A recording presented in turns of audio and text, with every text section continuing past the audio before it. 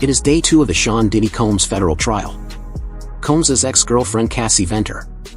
She is one of Combs' many accusers, testifying as a central witness. Is she ready? Very ready and confident. Thank you.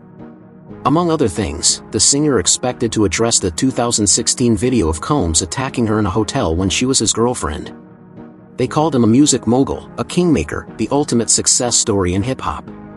But yesterday, as Cassie Ventura took the stand in court, that carefully crafted image crumbled right before our eyes. Diddy's face turned pale as his ex-girlfriend detailed incidents so disturbing that even the most seasoned courtroom reporters were left speechless. The man who once controlled an empire couldn't control his reactions as Cassie revealed everything, and we mean everything, about what allegedly happened behind closed doors. When she walked in there, Rachel, she had on a brown dress, form-fitting, visibly pregnant, head held high, and did not make any eye contact with the defendant with Sean Combs. She said that Sean Combs directed everything from what she had on to the lighting in the room to how she was supposed to interact with the person that she was having sex with. And again, just to reiterate what is a freak-off. The freak-off essentially was something that Cassie said she learned about through Sean Combs about a year into their relationship. He described it as voyeurism, wanting to watch her have sex with someone else. And she said that she did it because she was 22, 21, she was young, she didn't know any better, and that she wanted to please Sean Combs.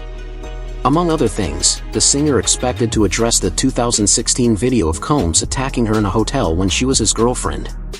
Combs has pleaded not guilty. His attorneys argue the video is evidence of jealousy, not sex trafficking.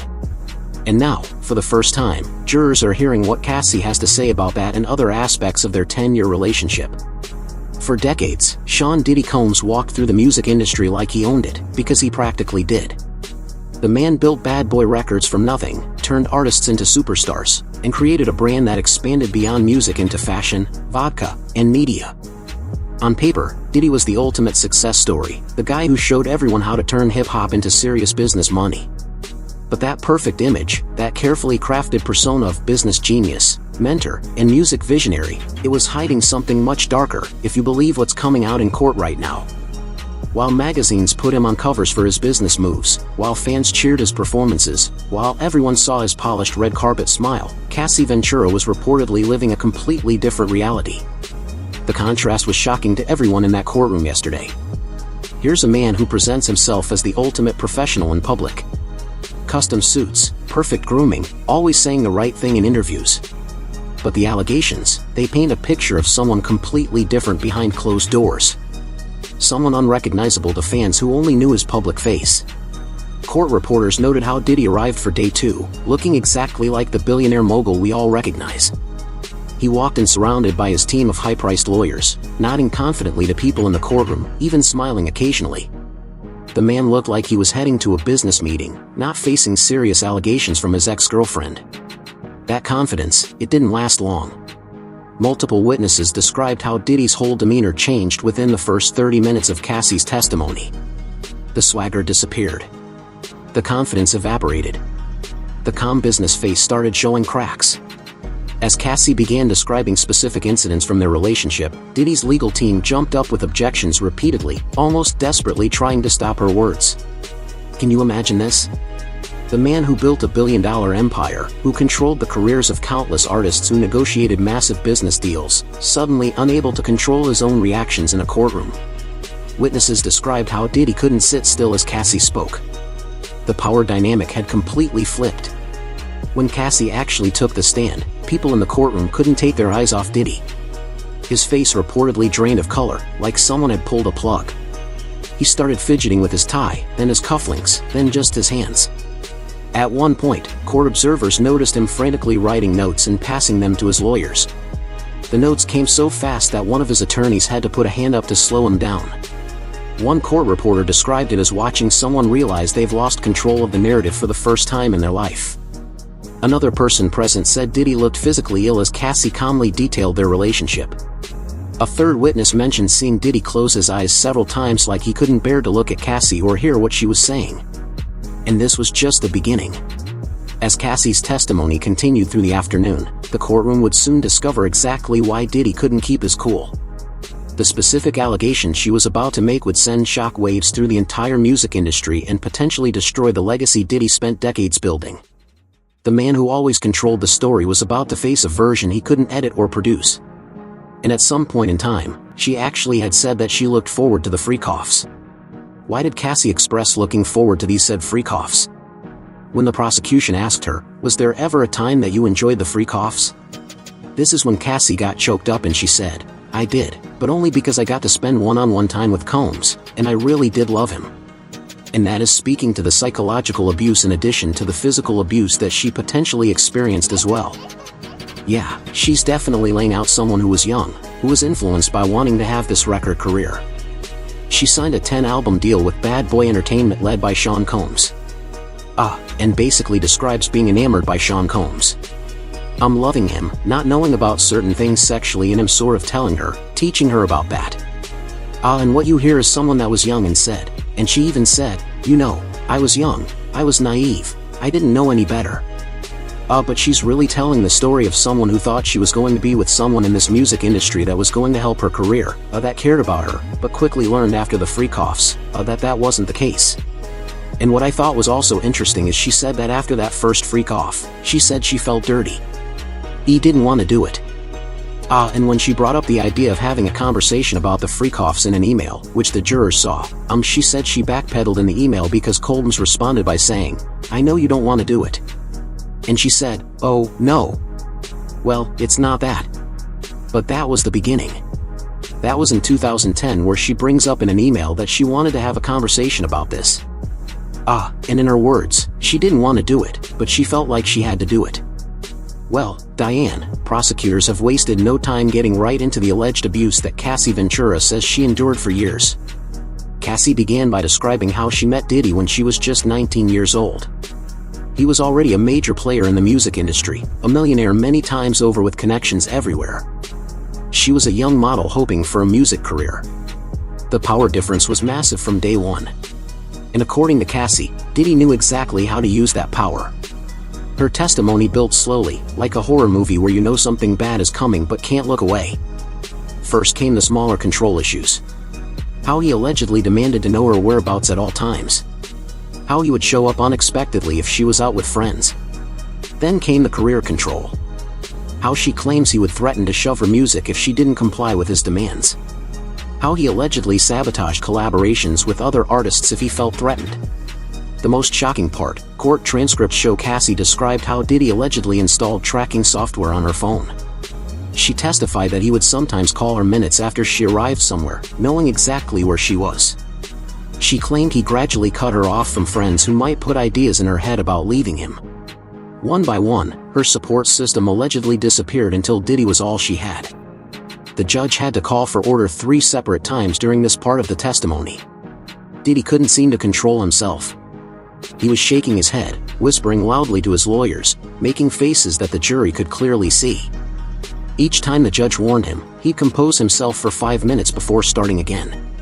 It was like watching someone who's never been told no suddenly realize they can't control the situation. Then came the moment that changed everything. Cassie pulled out her phone and handed it to her attorney. They projected text messages and emails onto a screen for the entire court to see. The look on Diddy's face, pure shock. He clearly had no idea she had kept these messages all these years. Messages where he allegedly apologized for violent outbursts. Messages where he supposedly threatened her career if she told anyone what happened. Messages that directly contradicted statements his PR team had been putting out for years. But those messages were just the warm-up. As Cassie continued her testimony, she began describing physical assaults that allegedly took place throughout their relationship. The courtroom went completely silent as she detailed being thrown against walls during arguments. She described an incident where she claims he pushed her down a flight of stairs at a rental house in Miami. Most disturbing of all, she testified about multiple occasions where he allegedly choked her until she nearly lost consciousness, only stopping when she would go limp. Several jurors visibly reacted to these allegations. One older woman on the jury was seen wiping tears.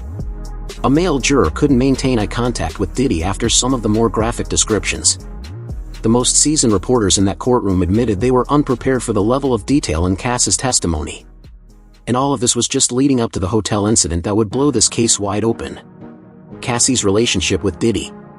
Some of those details we've seen in prior lawsuits, but to hear her on the stand actually giving those details, reliving those moments herself. Also, you have to remember she's very pregnant right now. So, I'm going to be curious to see how long she makes it on the stand, how she's emotionally able to weather all of these questions. And in what's going to be interesting to watch is, the defense from the very start in their opening statement said that she chose to be there. So, I'm going to be curious to see how she responds to questions about was this her choice or did she feel like she had to do all of these things? I think what made Cassie emotional is having to describe the details of the freak off and why she did it. When she talked about wanting to do it to please Sean Combs, that's when she broke down. Up until that point, she had just been answering the questions. She's a little soft-spoken at times. But that's when she got emotional. When she had to answer the question about if she enjoyed it, that's when she broke down because she said, "I enjoyed being with Sean Combs." And she says, "I did it because it made him happy." What does the expressions of the jurors look like? The jurors are laser-focused on what Cassie has to say. And that's to be expected, right? Because she is the person who will likely be on the stand, according to attorneys, for 2, maybe 3 days. She's the one that was in a relationship with Sean Combs for over 10 years. So, she's got a lot to say and she's just getting started. Just how important is Cassie's testimony to the prosecution? I think it really connects the dots, Rachel, when you look at that initial indictment and what's being alleged. She really is the person that has probably the most information about this idea that the prosecution says, which is creating a criminal enterprise for John Combs' sexual desires. Something else that the jurors saw today that sort of connects it back to this alleged criminal enterprise are 7 photos of people that were very close to Sean Combs. One even his former chief of staff. And these were all people that Cassie Ventura was able to name and explain the functions in terms of what they did: security, driver, chief of staff, someone that handled financials. So, it's showing that she knew some of these people again because she was with him, around him for so long. "I thought I was going to die that night," Cassie said, her voice barely above a whisper as the courtroom leaned forward to hear every word. She was describing an incident at the Four Seasons Hotel that nobody, not the press, not the fans, not even the gossip blogs, had ever heard about before. This hotel incident had stayed buried for years. Cassie explained how she'd kept it secret out of fear. Fear for her career, fear for her safety, and fear that nobody would believe her over someone as powerful as Diddy. But now, sitting on that witness stand, she wasn't holding anything back. According to Cassie, what started as a normal industry after-party turned into a nightmare. She testified that Diddy became enraged after seeing her talking to another music executive. She described how his smile disappeared, how he grabbed her arms so hard it left marks, and how he whispered threats in her ear while maintaining his public face in front of others at the event. The most shocking part, Cassie told the court that Diddy literally dragged her through the hotel lobby to the elevators. She said she was crying and trying to pull away, making enough of a scene that hotel security approached them. But the security guard backed off when he recognized Diddy. He just asked if everything was okay. And when Mr. Combs said yes, he walked away. "He didn't even ask me if I was okay," Cassie testified. Then came the photos. Cassie's lawyer presented a series of images she had taken of herself the morning after the incident. Bruises on her arms, a split lip, redness around her neck. These weren't professional photos. They were shaky, clearly taken in a bathroom mirror, which somehow made them even more disturbing. Cassie explained she took them because she was afraid nobody would believe her otherwise. Diddy's legal team jumped into action, trying everything to keep these photos from being shown to the jury. They argued the photos weren't properly authenticated, that they could have been from anything, that they should have been submitted during discovery. The judge denied every objection and the photos were displayed on the courtroom screens. The jury's reaction said everything. One female juror physically covered her mouth in shock. 2 male jurors couldn't even look at the images, turning their heads away. A juror in the back row was seen writing frantically in her notebook, her hand shaking. This hotel incident was the bombshell nobody saw coming. There had been no mention of it in previous statements or filings. Diddy's team had no prepared response because they didn't know it was coming. The look of panic on his lawyers' faces was obvious to everyone in the courtroom. Cassie described how Diddy allegedly threw a champagne bottle at her head, missing her by inches and shattering against the wall. She testified that he destroyed the hotel room in a rage, breaking a lamp, flipping a table, and punching a hole in the bathroom door. Most disturbing of all, she claimed he prevented her from leaving the room for over 48 hours, taking her phone, and threatening consequences if she tried to call for help. As this part of the testimony ended, everyone in that courtroom turned to look at Diddy. His reaction would become the moment that defined the entire trial and possibly the rest of his career. I think what the defense is going to say is that this wasn't blackmail. This was not coercion. This was consensual. We know that Cassie started out with Sean Combs as an early person with someone who was trying to get her career started and he was going to help her. That's what the defense is going to say, that she was starting out and wanted someone to support her. They did their first record deal together. That's something I think the defense is going to focus on. And had it not been for Sean Combs, she wouldn't be where she is right now. The prosecution obviously is saying he was in control. It may have started out as a consensual. It may have started out with her being excited about seeing him, but ultimately he took control of that relationship. He took control of her career. This is their key witness and she's on that stand trying to explain all of the charges that the prosecution wants to hit home with that jury. You know, there was a moment early on when Cassie mentioned Dallas Austin, who she called a friend who's a producer. So, I don't know if that's someone that we're going to hear from. We know that there were pictures shown to prospective jurors that are well-known celebrities, you know, Kanye West, Kid Cudi, Lauren London. We don't know though how they fit yet into why they were even asked. Do you know these people? Are you familiar with them? So, the prosecution is questioning Cassie right now. Still questioning her. Defense hasn't even got a chance to. That might change based on the timing, but you know, because she's such a key witness, it's likely that she will be on that stand the rest of the day. We learned that Cassie referred to him as Pop Pop and Sean Combs would refer to her as CC. The prosecution says, what does CC stand for? They said she said Cassie Combs. What kind of witness is Cassie coming off as to the jurors? I think naturally when you look at her visually, people see that she's pregnant and looking like she's due any day now. So, they might, you know, have empathy, sympathy for her in that way. But, we don't really know. We know that they've been instructed to be fair and impartial. As to what type of witness she's coming off as, she's describing someone that she was, someone she said that was trying to figure out who she was at that time and who she was allowed to be. Now, you're looking at somebody that's almost 40 years old, totally different person. But even in describing what was going on at her at that time, taking drugs, trying to please Sean Combs, she's really just sort of laying out the case for her not having a lot of control.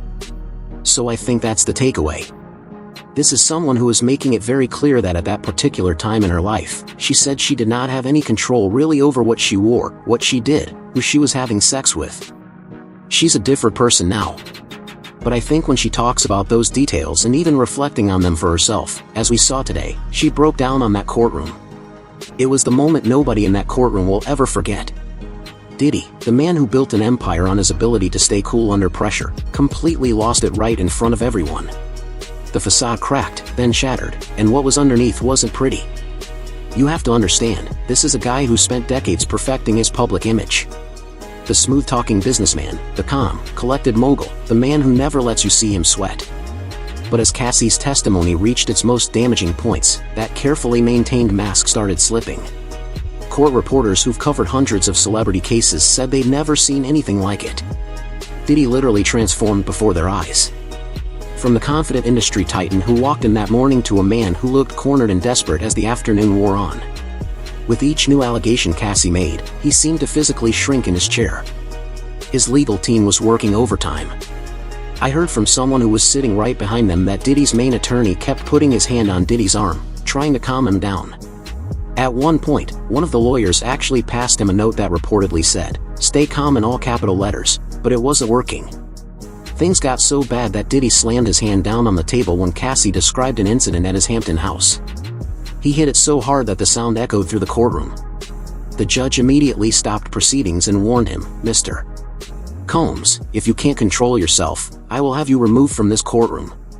For a moment, it looked like he might actually get thrown out of his own trial. Throughout Cassie's testimony, witnesses saw Diddy constantly shaking his head and mouthing, "That's not true," whenever she described something particularly damaging. It was like he forgot there was a jury watching his every reaction. One courtroom observer said it looked like a man who had never been called out before suddenly realizing he couldn't control the narrative. The power shift in that room was incredible. For their entire relationship, Diddy allegedly controlled everything about Cassie's life. Now she was speaking her truth and he couldn't stop her. He couldn't cut her mic. He couldn't have security remove her. He couldn't spin it through his PR team. He just had to sit there and take it. But the real breaking point came when Cassie started talking about threats. She testified that Diddy had allegedly threatened her family if she ever spoke about what happened between them. And then came the bombshell nobody saw coming. She had recordings, actual audio recordings of his voice making these threats that her lawyer played for the court. That's when Diddy completely lost it. He shot up from his chair and shouted directly at Cassie, "You know that's not how it happened." His legal team physically grabbed him, trying to pull him back into his seat.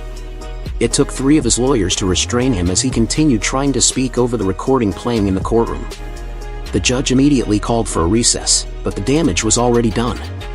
Everyone saw it. The jury, the reporters, the court officials, the man who built his reputation on being untouchable, had just shown exactly how touchable he really was. As they led Diddy out for the recess, he looked like a completely different person than the one who had walked in that morning. The mask was gone and what was underneath wasn't pretty. Just when everyone thought they'd heard it all, the real bombshell dropped. Cassie had evidence nobody saw coming. Not the judge, not the jury, and especially not Diddy. For years, she'd been quietly collecting proof of what she claimed happened during their relationship. Text messages, emails, photos, all stored in multiple places where Diddy couldn't find them or delete them. The courtroom went completely silent when Cassie mentioned she had text messages from other celebrities who had witnessed Diddy's behavior firsthand. These weren't just random industry people either. According to court transcripts, these were some of Diddy's closest friends and business associates, people who had been in his inner circle for years who had seen things at private parties and backstage at events that the public never knew about. Diddy's face said it all. A person sitting in the gallery described him as looking physically ill when Cassie mentioned these celebrity witnesses. His legal team immediately jumped up, objecting loudly and demanding a sidebar with the judge. They argued these messages shouldn't be allowed as evidence, that they were hearsay, that they weren't properly submitted during discovery. The judge wasn't having it. After reviewing the messages in private, he returned to the courtroom and overruled all objections, calling the messages highly relevant to the case and allowing them to be entered into evidence.